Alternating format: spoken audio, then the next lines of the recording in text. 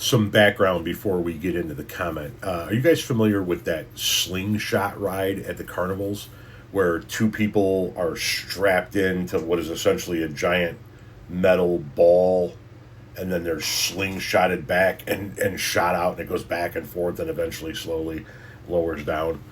I showed a video of one of those in Spain where one side broke, it shot out, and then one side broke, and the whole thing came crashing and tumbling, and parts came falling and whatnot and what have you. And this person here says, Carnival rides are broken down, moved, and put back together every week or two, probably by people who were high the night before.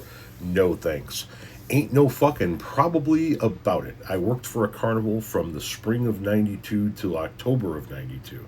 I ran 2 different rides. Early in the spring and early summer, I was on this ride right here called the Zipper. I'm sure that you're familiar with such a ride. And later on, I got moved to this ride here called the Force 10. And I can 100% guarantee you those rides are put together, broken down, and transported by people who were high the night before. Sometimes high during the breakdown and setup. Absolutely. Having said that, every village that you go to, every town that you go to with the carnival, they have inspectors that go out and inspect those things. Usually the carnival gets inspected by somebody from the town or village that the carnival is going to be in.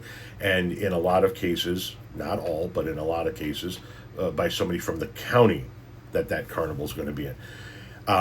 And we were taught to do a rigorous morning inspection, sort of like a CDL driver doing a walk around their truck, right? Making sure everything's operational.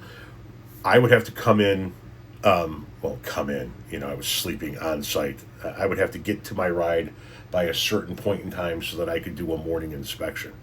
I have to climb the whole ride, check every pin, grease every fitting, make sure every belt and band is in good place, in good shape, make sure that the jacks that hold the ride in place and the supports for the jacks were all good. Having said that, yes, it was done by people who were high. I've set up carnival rides higher than a kite in the past, and I've broken them down higher than a kite in the past. So, yeah, when I go to a carnival, I do kind of look around and I'm like, now I don't get on carnival rides anymore, but my son still likes to go on carnival rides and whatnot, what have you, and I do kind of like. When I walk up to a carnival ride, the first thing I look for are the jacks that are supporting the ride to make sure that those are in good position, because that's what determines whether or not the ride stays upright or wobbles so much that it falls over. And then I kind of give it the once over. Like if we get in the Ferris wheel at our local fest, I'm looking at every pin and key. Does every one of them have a key, a cotter key in it? Does everyone have a pin in it? No, get me the fuck off this ride right the fuck now.